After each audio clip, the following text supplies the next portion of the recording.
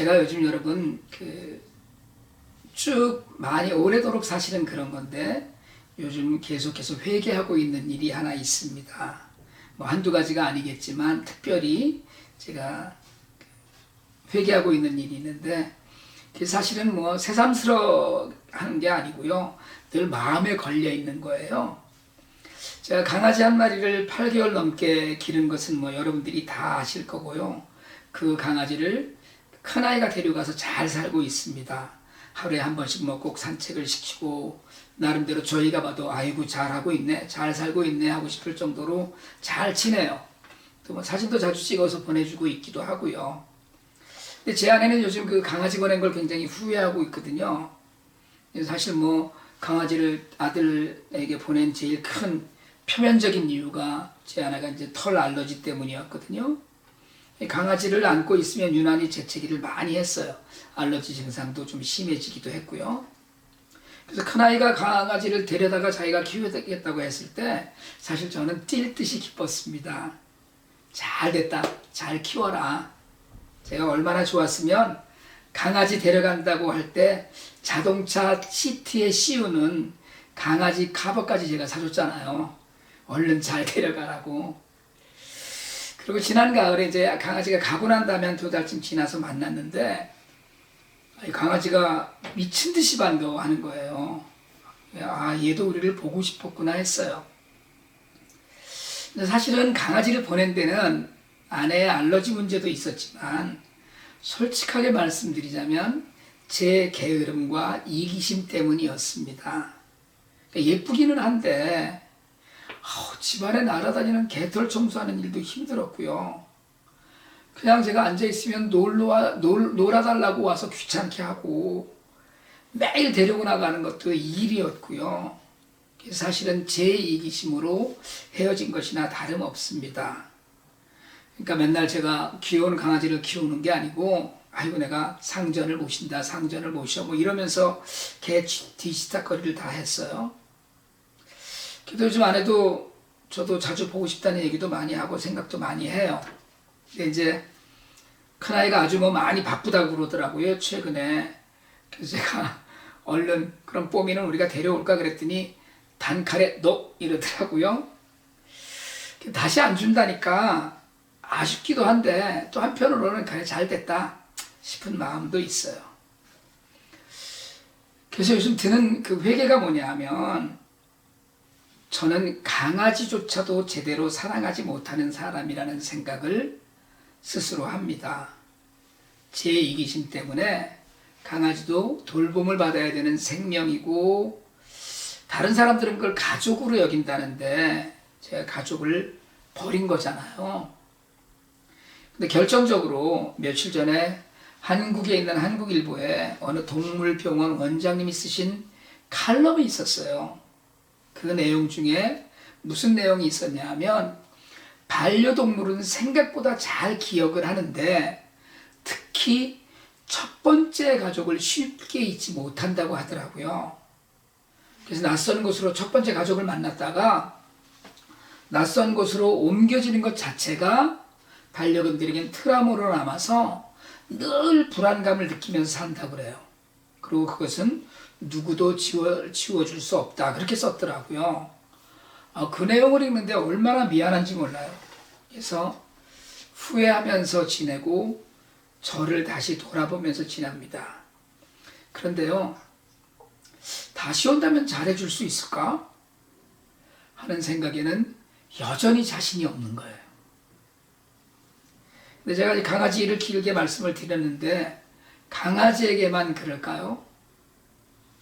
저는 제가 지난 수요일 전에도 말씀을 드렸지만 사랑을 굉장히 힘들게 합니다. 제가 여러분 IT 소리만 해도 잘 웁니다. 요즘도 뭐 누군가와 전화로라도 IT 이야기를 나눌 기회가 있으면 전화 통화를 하다가도 잘 울어요. 요즘도 IT 소식을 듣고 진심으로 마음 아파서 눈물로 기도합니다. 그런데 여러분 저는 IT 사람들을 그닥 좋아하지 않아요. 이게 제 본심이에요, 사실은. 너무 힘들게 하는 고아원 원장, 또 심지어 서로 의지하면서 지낸다고 생각하는 스태프들에 대한 실망감이 사랑을 힘들게 해요. 사역 과정에서 만난 많은 이들이 실망스럽게 하고 아프게 했던 기억이 남아있는 거예요. 그래서 사랑하기에 너무 힘들어요. 매일 말로는 이해한다고 하지요. 돈을 지원했는데 원래 목적대로 안 쓰고 버렸다고 하고, 식량 지원했는데 팔아먹고, 애들 학용품 주면 하나도 쓰는 걸 못 보는 그런 현실을 10여 년 견디다 보니까 사랑이 정말 어렵구나 하는 생각을 하게 됩니다. 여러분, 사실은 지난 한 주간 내내 IT의 대규모 시위 소식에, 또 학교 문 닫은 소식에, 이런저런 소식들을 들으면서 아직도 코로나 때문에 늘 조마조마하면서 마음대로 또 모이지 못하는 우리 그 교회 공동체 생각도 하면서 저는 사실 오늘 본문을 묵상하며 좀 뭉클뭉클했습니다. 오늘 본문의 전반부는 강도를 만난 이의 이웃에 관한 이야기이고, 후반부는 분주함과 말씀의 영성에 관한 이야기입니다. 이게 지난 화요일 매일 성경 묵상 본문인데요. 예전 같으면 설교에서 두 본문이 완전히 분리해야 되는 건데, 제가 이 본문을 계속 읽다가 보니까 그게 연결이 되는 거예요. 그 이야기는 잠시 후에 말씀을 드리고요. 먼저 율법을 가르치는 이가 예수님을 떠보려고 물었습니다. 뭘 해야 영생을 얻습니까? 라고 물었어요. 의도가 불순하지요. 누가는 오죽하면 그래서 예수를 시험하여 말하였다라고 했습니다. 예수님은 율법을 말씀하시지요. 26절에 율법에 뭐라고 적혀있고 너는 그것을 어떻게 읽느냐라고 묻습니다. 중요한 것은 여기서 어떻게 읽느냐는 것이에요. 율법은, 말씀은 우리에게 본질을 이야기하는데 우리는 곁가지를 이야기할 때가 참 많이 있습니다. 같은 성경을 읽었는데도 너무나 다른 해석들을 해요. 근데 여러분, 성경은 성령의 도움으로 읽어야 합니다. 그냥 하니까가 아니라 기도하는 마음으로, 하나님 오늘 말씀 중에 제게 하시는 말씀을 만나게 해달라는 간절함으로 1년 1독을 하고 묵상을 해야 합니다. 주님이 어떻게 읽느냐라고 물으니까 율법교사가 율법의 핵심인 하나님 사랑과 이웃 사랑 두 가지를 이야기해요. 그래서 주님이 옳다고 하시면서 하신 말씀이 그대로 행하여라 라고 이야기해요. 그런데 여기에 가장 중요한, 아주 중요한 말씀을 덧붙이셨습니다. 그게 그러면 살 것이다예요. 그럼 누가 삽니까? 하나님을 사랑하고 이웃을 사랑하면 누가 산다는 거예요? 내가 사는 거죠. 내가 하나님을 사랑하면 하나님이 살고, 내가 이웃을 사랑하면 이웃이 살아나는 게 아니라 바로 내가 산다는 겁니다. 그 사랑을 통해서.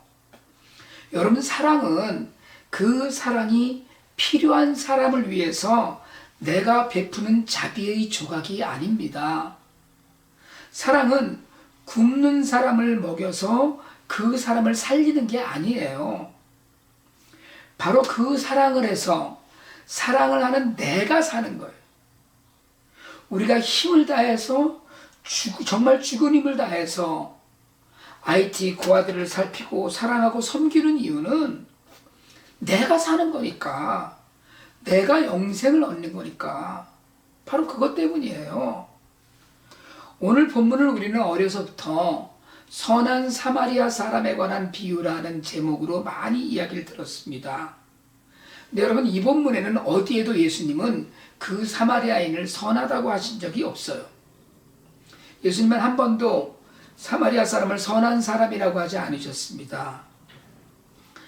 여러분, 예루살렘에서 여리고까지 가는 길이면, 그러니까 예루살렘에서 북동쪽으로 한 36km, 거의 뭐 한 90리, 100리를 가는 길입니다. 강도가 많았던 길로 알려져 있어요. 그 길에서 어떤 사람이 강도를 당했어요. 제사장과 레위인은 모른 척하고 지나갔습니다. 그래서 어떤 학자가 그렇게 해석을 했어요. 그날이 안식일 날이어서 제사 지내러 가기 때문에 그냥 지나갔다. 그랬을 거라는 웃기는 해석도 합니다. 중요한 것은 지나친 사람들이 하나님께 제사를 드리는 족속인 레위 사람들이었다는 거예요. 지금으로 말하자면 목사와 교회에서 봉사하는 사람들이겠죠. 믿음의 본, 사랑의 본을 보여야 하는 사람입니다. 그런데 모르는 척하고 얼른 지나갔어요. 지나가던 사마리아 사람이 그를 구해줍니다. 사마리아는 그쪽보다 훨씬 북쪽 지역인데 자고로 유대 사람들은 사마리아 사람들을 심지어 이방 사람보다 못하게 여겼습니다. 그런 사마리아 사람이 유대 땅에서 강도를 만난 사람을 보고 지나치지 않고 그를 구하고 상처를 치료하고 심지어 여관에 데려다가 그 치유할 시간을 갖게 하고 자기는 또 볼일을 봐야 되니까 여관 주인에게 돈을 주어가면서 돌아올 때 들려서 비용을 더 주겠다라고 합니다. 여러분, 세상에는 강도 짓을 하는 사람도 있습니다. 강도를 만난 것 같은 상처를 입은 사람도 있습니다. 그리고 그 강도를 만난 사람을 보고도 못 본 척하는 사람도 있습니다. 그리고 강도 만난 사람을, 전혀 모르는 사람을, 어쩌면 자신의 족속을 이방인보다도 못하게 취급하는 유대인인지도 모르는 사람을 치료해주고 돌봐주고 비용을 대주는 섬기는 사람도 있습니다. 근데 아세요? 우리 모두가 강도짓을 하기도 하고 강도를 당하기도 합니다. 힘을 가지고 힘없는 사람의 물건을 빼앗는 사람만이 강도가 아니에요. 다른 이들의 삶에 상처를 주는 사람도 강도입니다. 그런 의미에서 사실은 저도 때때로 강도가 되기도 해요. 그래서 사실은 목사도 성도들이나 이웃이나 가족에게 상처를 주기도 하지요. 그리고 사실은 저도 목사이지만 강도를 당하기도 합니다. 여러분, 성도들 때문에 또는 가까운 이들 때문에 상심하고 목사도 깊은 상처를 받기도 합니다.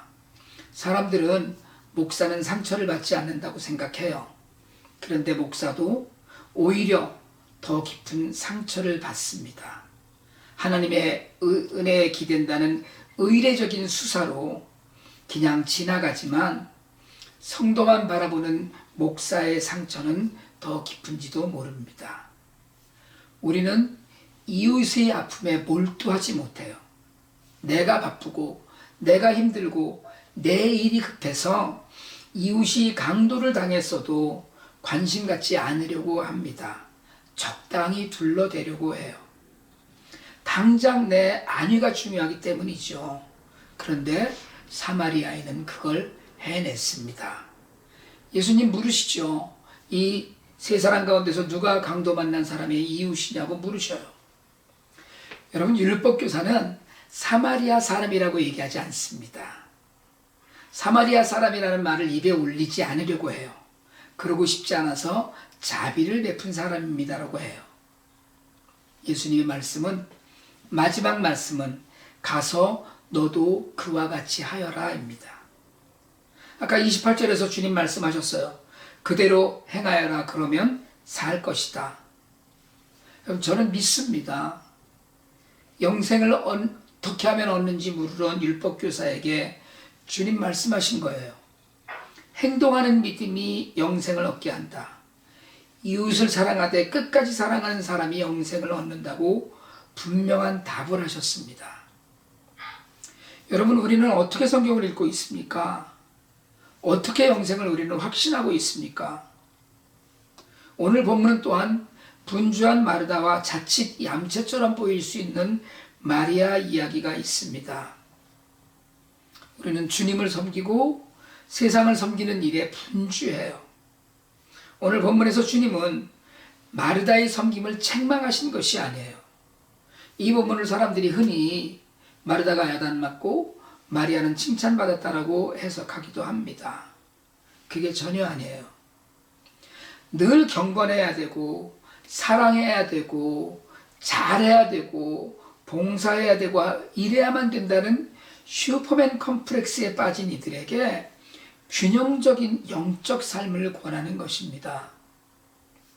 다시 말하자면 먼저 말씀에 따르는 영적 삶이 아니면 마르다의 삶은 점점 메말라가게 되어 있어요. 그래서 오늘 우리가 읽은 마르다와 마리아에 관한 본문은 영성이 빠진 섬김은 헛되고 사람을 지치게 하고, 반면에 섬김이 빠진 영성은 열매를 맺지 못하는 이기적인 사랑을 갖게 된다는 겁니다. 말씀드렸듯이 저는 강아지 한 마리도 제대로 사랑하지 못하고 또 IT 고아들 때문에 울면서도 늘 사랑하기에는 너무 힘든 사람들이라고 불평합니다. 그래도 또 기도하며 울다가 강도 만난 이웃과 다름없는 IT로 가기도 해요. 어쩌면 사역을 통해서 자꾸 메말라가는 제 영성을 다시 말씀과 기도로 충정하고 그리고 사랑하러 떠나는 것일 겁니다. 저는 우리 모두가 그냥 잘 하고 있으면 좋겠어요. 이런 일들을. 거꾸로 오늘 우리가 읽은 두 편의 이야기를 연결하자면 말씀 가운데 자란 영성으로 이웃을 섬기는 삶이 있고 그 삶을 통해서 우리가 영생을 얻고 우리가 살아날 수 있다는 것입니다. 요즘 우리도 사실은 쉽지 않은 세월을 삽니다. 교회가 모이지 못하면서 영적인 침체를 느끼는 분들이 많이 있고 실제로 공동체들이 영적인 침체를 많이 겪고 있기도 합니다. 하지만 이 어려운 시기가 우리에게 어떻게 보면 계속 드리는 말씀이지만 영적 도전과 기회의 시간이기도 해요. 주님의 말씀 안에 자신을 깊이 담그고 분주했던 세상을 한 발 벗어나서 바라볼 수 있길 바랍니다. 우리는 정말 강도당한 이들의 이웃인가, 상처받고 어려움에 처한 이들의 이웃으로 살고 있나 생각해야 됩니다. 가서 너도 그렇게 하라, 그러면 살리라는 말씀을 한 주간 내내 좀 붙들고 사실 수 있기를 바랍니다. 그 안에 우리의 영성의 비밀, 영생의 비밀이 있어요. 뮤트 한번 풀어보실래요? 뮤트를 다 풀어보시고 이렇게 마지막으로 인사 한번 합시다. 우리도 그렇게 합시다. 시작. 아멘. 기도드리겠습니다. 하나님 아버지, 우리도 누군가의 이웃이 될 수 있기를 원합니다. 누군가가 우리를 이웃으로 여겨줄 수 있기를 원합니다. 그리하여 우리도 예수님의 이웃이 되고 이웃이 있는 자들이 누리는 영생을 누리게 될 줄 믿습니다. 예수 그리스도 이름으로 기도드립니다. 아멘.